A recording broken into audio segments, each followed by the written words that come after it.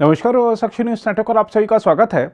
जम्मू कश्मीर में जिस तरह आतंकी घटनाएं बढ़ी हैं वह दर्शा रही हैं कि सुरक्षा बलों की निगाह से स्लीपर सेल बचे हुए हैं।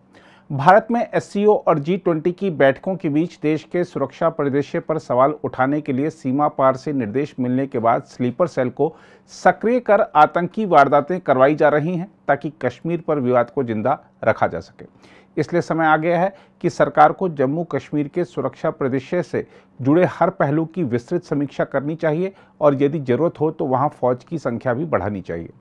कश्मीर में जिस तरह शांति दिख रही थी उससे देश आश्वस्त हो चला था, लेकिन एक दिन पहले विस्फोट में हमारे 5 जवानों का शहीद हो जाना और ईद से पहले हुए हमले में हमारे 4 जवानों की जो शहादत हुई है उससे देश में गम और गुस्सा है। रक्षा मंत्री राजनाथ सिंह ने आज जम्मू कश्मीर जाकर हालात का जायजा लिया और आतंकवादियों के साथ मुठभेड़ तथा आतंकवादियों के समर्थकों और उन्हें पनाह देने वालों की धरपकड़ भी जारी है। लेकिन अब विपक्ष भी सरकार से सवाल पूछ रहा है कि उसने अनुच्छेद 370 हटाए जाने से जम्मू कश्मीर में आतंकवाद खत्म होने का जो दावा किया था उसका क्या हुआ। जहां तक रक्षा मंत्री राजनाथ सिंह के जम्मू कश्मीर दौरे की बात है तो आपको बता दें कि उन्होंने सीमावर्ती जिलों राजौरी और पुंछ में सुरक्षा स्थिति का जायजा लिया। आपको बता दें कि इन जिलों में आतंकवादियों द्वारा अक्टूबर 2021 से लेकर अब तक किए गए 8 हमलों में 26 सैनिकों सहित कुल 35 लोगों की जान गई है। अधिकारियों ने बताया है कि राजनाथ सिंह कुछ देर जम्मू में रुके और फिर सेना प्रमुख जनरल मनोज पांडे व जम्मू कश्मीर के उपराज्यपाल मनोज सिन्हा के साथ राजौरी में एस ऑफ स्पेट्स डिवीजन मुख्यालय पहुंचे। इस दौरान उन्होंने आतंकवादियों के खिलाफ अभियान में शामिल सैनिकों से संवाद भी किया। अधिकारियों के मुताबिक सेनाध्यक्ष जनरल मनोज पांडे रक्षा मंत्री से कुछ देर पहले दिल्ली से जम्मू पहुंचे थे। उन्होंने बताया कि उत्तरी सेना के commander lieutenant general Upendra Dwivedi, white night corps के कॉर्प्स कमांडर और जम्मू के मंडल आयुक्त ने भी राजनाथ सिंह के साथ राजौरी का दौरा किया। अधिकारियों के अनुसार जम्मू लौटने से पहले रक्षा मंत्री को कांडी वन क्षेत्र में चलाए जा रहे अभियान के बारे में जानकारी भी दी गई, जिसके बाद उन्होंने जम्मू कश्मीर खासकर राजौरी और पुंछ में समग्र सुरक्षा स्थिति की समीक्षा की और एक उच्च स्तरीय बैठक की अध्यक्षता की। इससे पहले उत्तरी सेना के कमांडर लेफ्टिनेंट जनरल द्विवेदी ने मुठभेड़ स्थल का दौरा किया। इस दौरान उन्हें कमांडरों द्वारा चलाए जा रहे ऑपरेशन त्रिनेत्र के ताज़ा घटनाक्रमों की जानकारी दी गई। हम आपको बता दें कि जम्मू के राजौरी और पुंछ को 1 दशक से अधिक समय पहले आतंकवाद मुक्त घोषित कर दिया गया था। हालांकि पिछले 18 महीनों में इन दोनों ही जिलों में कई आतंकवादी हमले हुए हैं। कांडी वन क्षेत्र में शुक्रवार को सुरक्षा बलों पर हुआ हमला इस साल केंद्र शासित प्रदेश में हुआ तीसरा बड़ा आतंकवादी हमला था।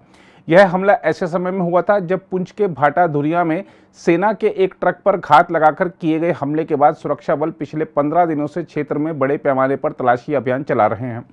अधिकारियों के अनुसार तलाशी अभियान के दौरान 250 से अधिक लोगों को वारदात के सिलसिले में पूछताछ के लिए हिरासत में लिया गया है।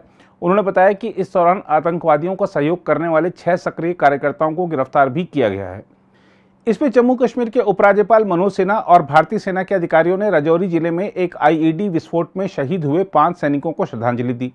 जम्मू में वायुसेना स्टेशन पर पुष्पांजलि समारोह आयोजित किया गया, जहां उपराज्यपाल मनोज सिन्हा ने उत्तरी कमान के जनरल उपेंद्र द्विवेदी, पुलिस और अन्य सैन्य अधिकारियों के साथ सैनिकों को श्रद्धांजलि दी। इस बीच खबर है कि जम्मू कश्मीर के बारामूला जिले में शनिवार को सुरक्षा बलों के साथ मुठभेड़ में लश्कर-ए-तैयबा का एक आतंकवादी मारा गया।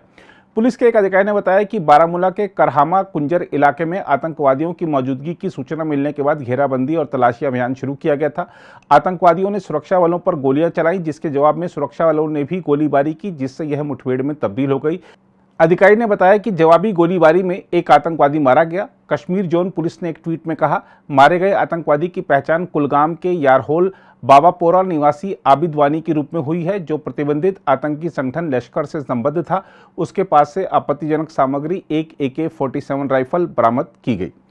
वहीं विस्फोट में शहीद हुए 5 सैन्यकर्मियों की बात करें तो आपको बता दें कि सेना की उत्तरी कमान की ओर से जारी एक बयान में कहा गया है कि उसके जवान पिछले महीने जम्मू क्षेत्र के भाटा धुरिया के तोता गली इलाके में सेना के ट्रक पर घात लगाकर हमला करने वाले आतंकवादियों के एक समूह के खात्मे के लिए लगातार खुफिया सूचना आधारित अभियान चला रहे हैं। बयान में कहा गया है, राजौरी सेक्टर में कांडी वन में आतंकवादियों की मौजूदगी के बारे में विशिष्ट सूचना के आधार पर 3 मई को संयुक्त अभियान शुरू किया गया था। शुक्रवार सुबह करीब 7:30 बजे तलाशी दल ने एक गुफा में छिपे आतंकवादियों के एक समूह को घेरा। चट्टानों और खड़े पर्वतीय क्षेत्रों से घिरा यह इलाका बेहद घना जंगली क्षेत्र है। बयान के अनुसार इस दौरान आतंकवादियों ने विस्फोट कर दिया। शहीद सैनिकों में उत्तराखंड के गैरसैंण के लांस नायक रुचिंद्र सिंह रावत, पश्चिम बंगाल के दार्जिलिंग के पैराट्रूपर सिद्धांत छेत्री, हिमाचल प्रदेश के कांगड़ा जिले के नायक अरविंद कुमार, जम्मू के हवलदार नीलम सिंह और हिमाचल प्रदेश के सिरमौर के पैराट्रूपर प्रमोद नेगी शामिल हैं।